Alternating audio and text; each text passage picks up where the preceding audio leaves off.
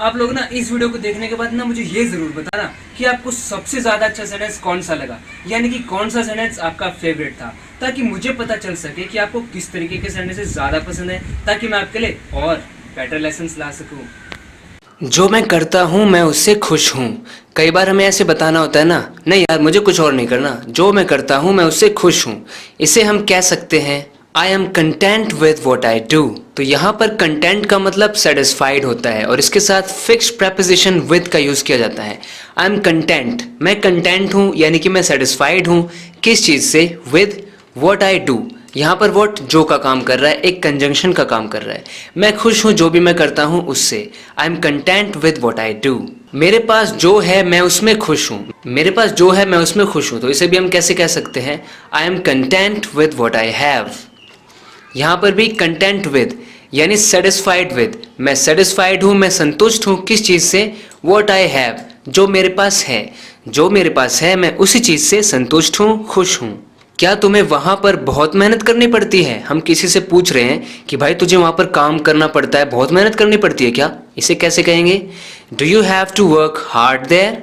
Do you have to work hard there? जब भी हम कहते हैं ना कि कुछ करना पड़ता है, तो उसमें हम हैव टू का यूज़ करते हैं। कुछ करना पड़ता है ना, तो उसके लिए हम हैव टू और हैज़ टू का यूज़ करते हैं। जैसे कि मुझे उसका ख्याल रखना पड़ता है, I have to look after her. जैसे कि उस लड़की को रोज़ पढ़ाई करनी पड़ती है, she has to study every day. So have to का मतलब होता है कुछ करना पड़ता है। Do you have to work hard? क्या तुम्हें मेहनत करनी पड़ती है? मेहनत करने को क्या बोलते हैं? Work hard. कहाँ पर? देयर, यानी वहाँ पर। Do you have to work hard there? तुमने मेरे दोस्तों के सामने मेरी बेइज्जती कर दी। कई बार ऐसा होता है ना कि हम एम्बेरस हो जाते हैं, हम बिल्कुल नर्वस हो जाते हैं, शर्म सी महसूस होती है, तो उसके लिए एक वर्ड होता है इंग्लिश में मोटिफाइड।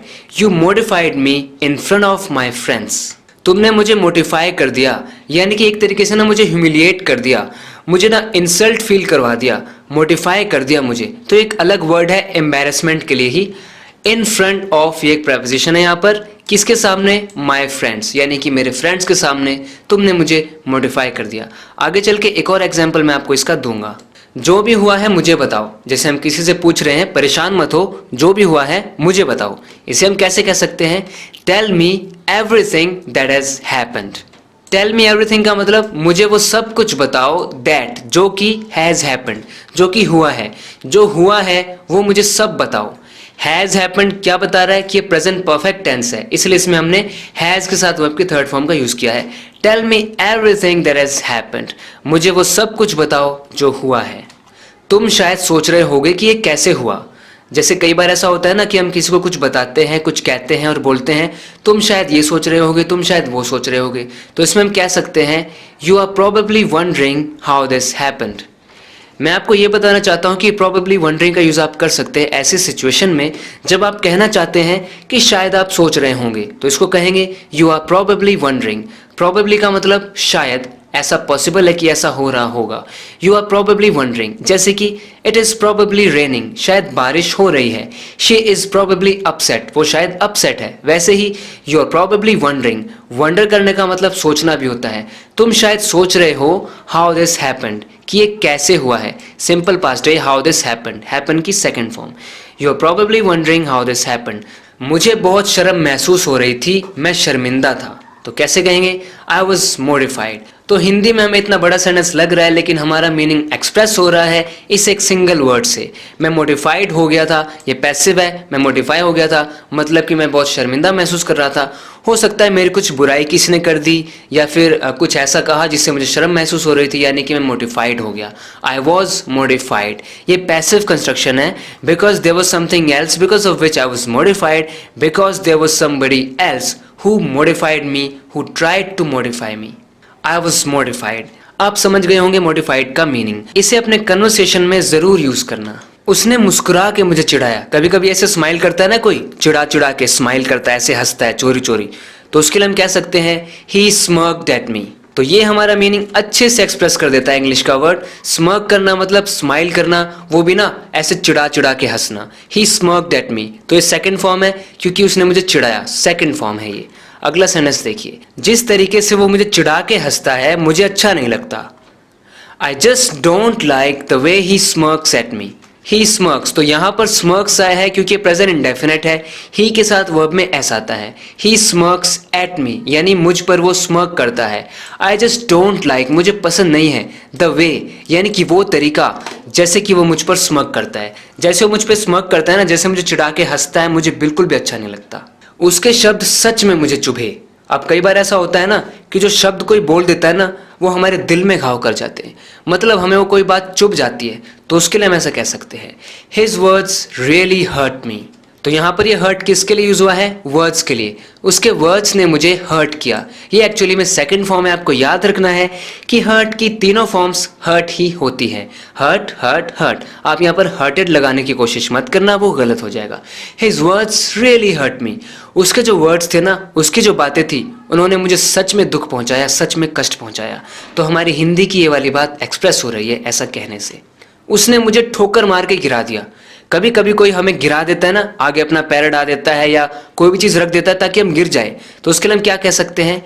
He made me trip. हाँ, ये बात सही है कि जब हम कहीं जाते हैं, घूमने जाते हैं, तो कहते हैं ना कि हम ट्रिप पर गए थे, लेकिन ये ट्रिप अलग है। एक ट्रिप वर्ब भी होता है जिसका मतलब होता है गिर जाना, किसी से ठोकर लग के गिर जाना या बैलेंस खो के गिर जाना। सो ही मेड मी, यहाँ पर मेड एक पॉजिटिव वर्ब का काम कर रहा है, मेक की second form made. He made me trip, यानी उसने कॉज कर दिया, यानी मुझे ट्रिप कर दिया, उसने ठोकर मार के गिरा दिया। देखिए ट्रिप का एक और एग्जाम्पल देखिए, अच्छे से आपको समझ में आएगा फिर। उसने मुझे ठोकर मारकर गिराने की कोशिश की। He tried to trip me up. मैंने आपको इसलिए बताया कि एक फ्रेजल वर्ब होता है ट्रिप अप। ट्रिप अप हम बोल देते हैं, ट्रिप का ही मीनिंग होता है यानी कि ठोकर मार के गिरा देना।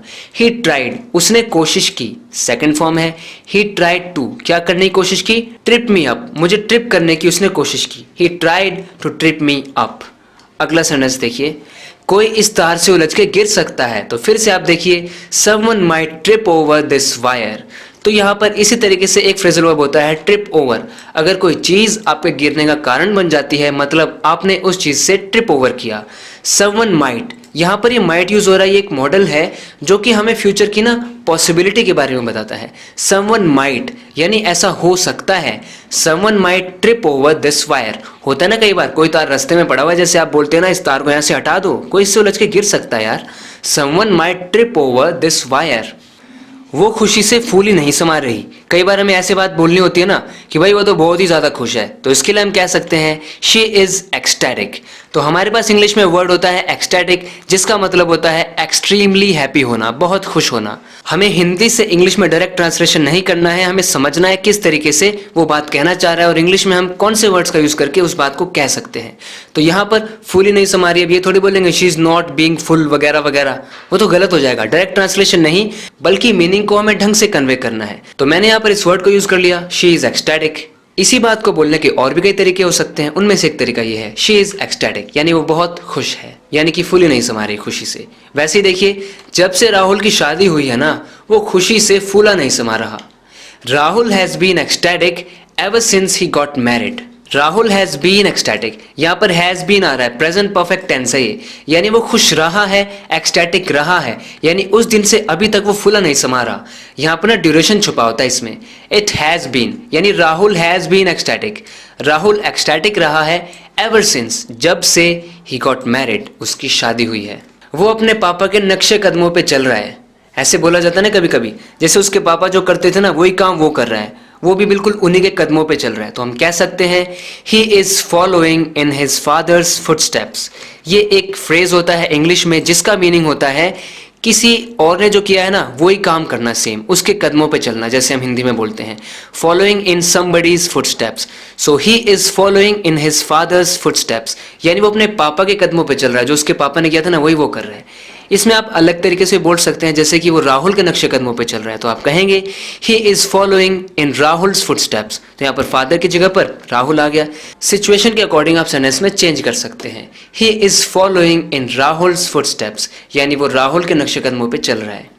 तो फ्रेंड्स, इसी तरीके से मैं आपके लिए अलग अलग चीज़ें लाता रहूंगा और आपको इंग्लिश को इंप्रूव करता रहूंगा। इसी तरीके से अपनी इंग्लिश को इंप्रूव करते रहने के लिए लेट्स इंप्रूव इंग्लिश को सब्सक्राइब जरूर करना अगर आपने अभी तक नहीं किया है तो। ओके फ्रेंड्स, बात करते हैं नेक्स्ट वीडियो लेसन में, तब तक के लिए take care and bye bye.